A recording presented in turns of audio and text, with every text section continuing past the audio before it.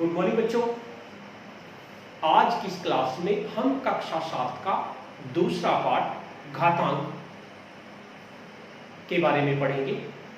इससे पहली क्लास में हमने घातांक प्रकार अभ्यास 2.1 कंप्लीट करनी थी। उसमें घातांक के नियम ज़्यादा नहीं लगे थे, लेकिन आज हम घातांक के नियम पढ़ेंगे। घातांक आपको जानते हो कि जब एक संख्या को घात के रूप में लिखा जाता है तो उसे घातांक कहते हैं। मान लीजिए एक संख्या की आपकी 3 बार गुणा है, 2 गुणा 2 गुणा 2, तो उसे आप इस तरह से लिख देंगे 2 की घात 3। ये मैंने बता दिया था।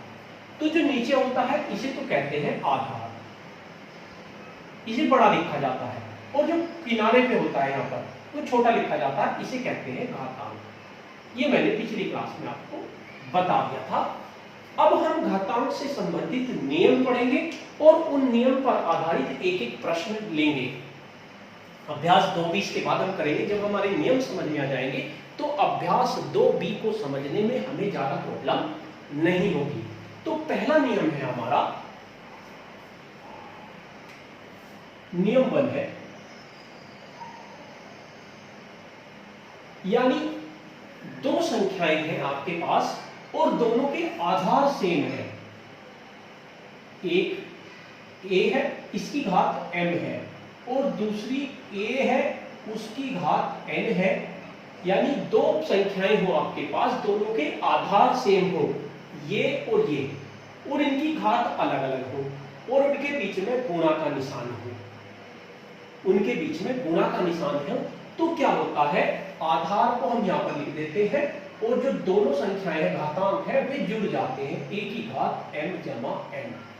इस तरह से आपका हो जाता है। यानी कि a की आधार वाली घातीय संख्याओं के गुणा में क्या होता है, आधार सेम हो जाता है और दोनों घात जुड़ जाती है अगर इनके बीच में गुणा का निशान हो।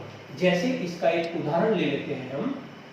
इसका उदाहरण ले लिया, मान लीजिए 5 की घात 7 और गुणा 5 की घात 3।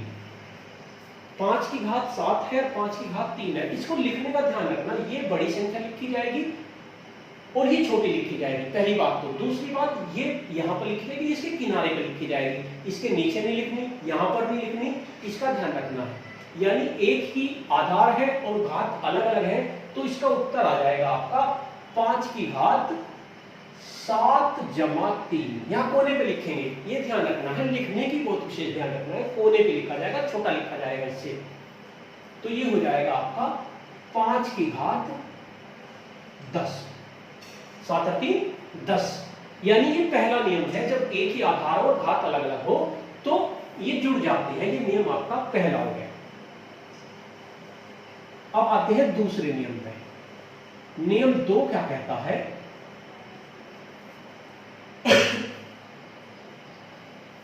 दोनों के आधार सेम हो, घात अलग अलग हो, लेकिन उनके बीच में भाग का निशान हो, a की घात n। एक संख्या ये है और एक संख्या ये है।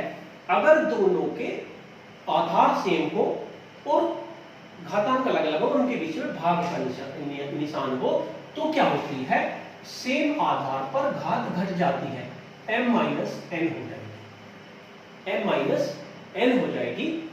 और इसके साथ साथ एक चीज का और ध्यान रखना है, यदि a की घात माइनस में आ रही है, नकारात्मक आ रही है, इसको हल करने पे तो आप इसे ऐसे लिख सकते हैं, a की घात, यहां पर उसी घात को सकारात्मक लिख देंगे, यानी कि माइनस का निशान आप हटा देंगे, 1 बटे ये लिख देंगे, 1 बटे ये। यानी कि अगर नफी को हमें जमा में चेंज करना है, मान लीजिए आप माइनस में आ रही है, माइनस आ रही है, तो यहां पर वो प्लस की हो जाएगी अगर आप उसे बटे में कर देंगे, घात इस तरह से हो जाएगी। कैसा है, इसका उदाहरण ले लेते हैं। मान लीजिए ये आपकी कुछ भी परिमेय संख्या भी हो सकती है। मान लीजिए आप ले ली 3/5 की घात 9 भाग 3/5 की घात 3। 3/5 की घात 9 और 3/5 की घात 3, तो ये हो जाएगा आपका 3/5 की घात 9 - 3, यानी कि हो गया 3/5 की घात ये हो जाएगा 6। इस तरह से आपका ये हो जाएगा। ये आपका दूसरा नियम हुआ कि ये जो है इनकी घट जाती है। और अगर बाई चांस आपके पास इस तरह की संख्या आ गई 5 की घात 3 भाग 5 की घात 5, तो इस कंडीशन में भी आपका घटेगा। ये हो जाएगा आपका 5 की घात 3 नफी 5, यानी आ गया 5 की घात नफी के 2, 5 की घात नफी के 2। तो अब अगर हमें घात जमा की करनी है तो इसे ऐसे लिख देंगे 1/5 की घात 2। इसको इस तरह से हम लिख देंगे। ये हमारा नियम नंबर 2 हुआ कि जब समान आधार हो और घात अलग अलग हो तो घात घट जाती है। और अगर आपकी माइनस में आ रही है, जैसे इसमें आ गई सवाल में, तो उसे अपोन में लिख देंगे। ये हमारा नियम नंबर 2 हुआ। बहुत इंपॉर्टेंट नियम है, ये आगे तक काम आएंगे आपके। उसके बाद नियम नंबर 3 लेते हैं।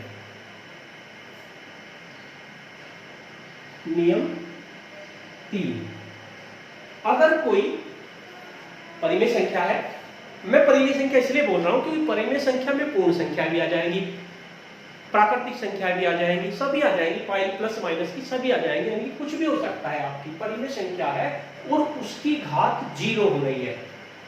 यदि ये है, यदि a कोई शून्येतर, शून्येतर का मतलब शून्य नहीं होनी चाहिए, शून्येतर परिमेय संख्या हो, परिमेय संख्या हो तो, और उसकी घात 0 आ रही है, आपकी उसकी घात 0 आ रही है, तो आपका इसका मान 1 आ जाएगा। इसका मान क्या आ जाएगा? 1 आ जाएगा। जैसे आपका एक सवाल हो सकता है, मान लीजिए आपको दे दिया 5 की घात,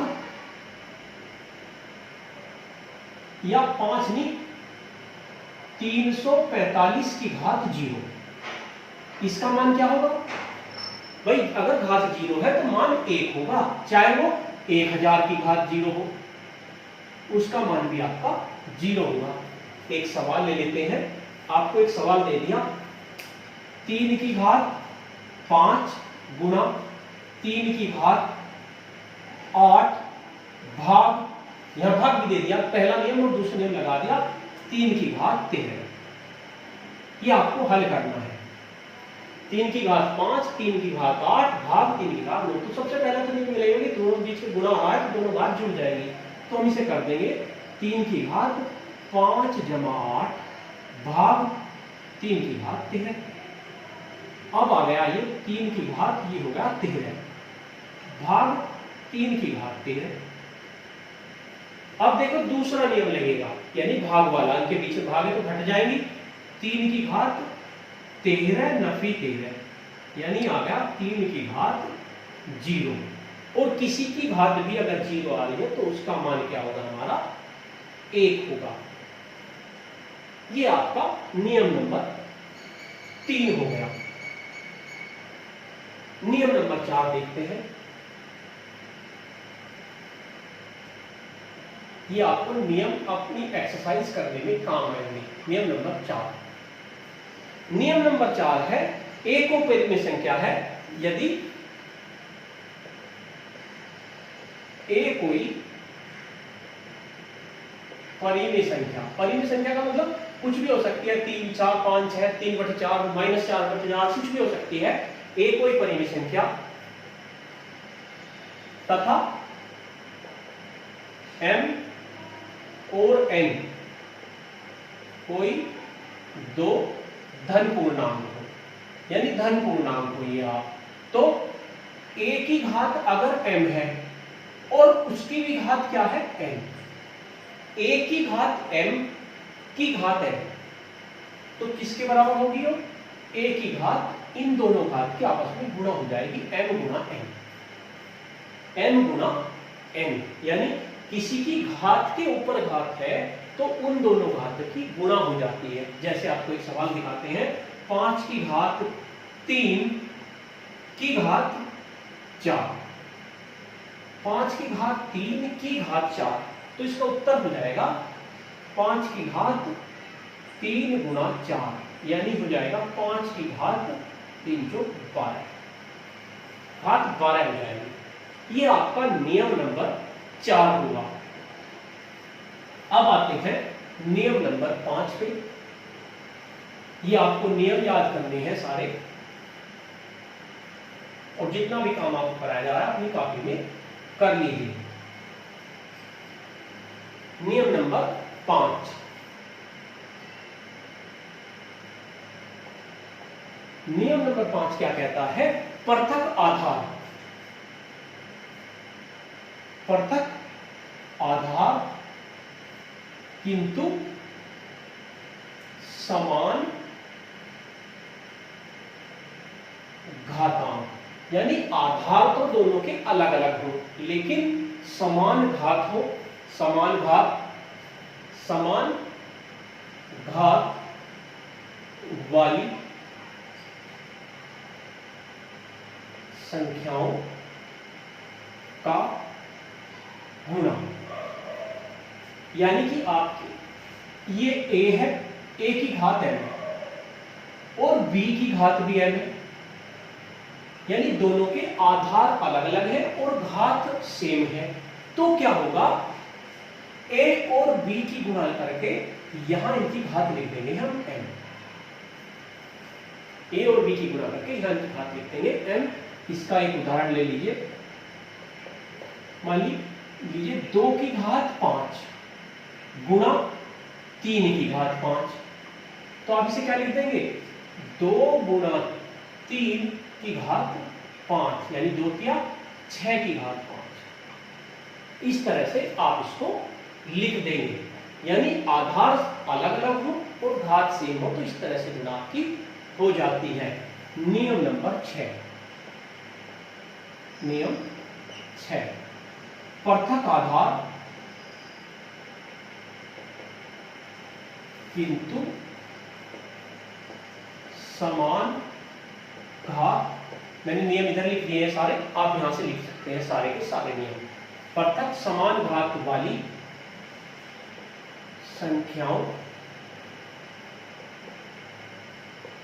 का भाग। अब तो गुणा था, अब हमें भाग, यानी कि अलग अलग आधार है, a की घात m भाग b की घात m, दोनों की घात सेम है लेकिन आधार एक है और उनके बीच में भाग है, तो ये हो जाएगा आपका a बटे b की घात m, a बटे b की घात m।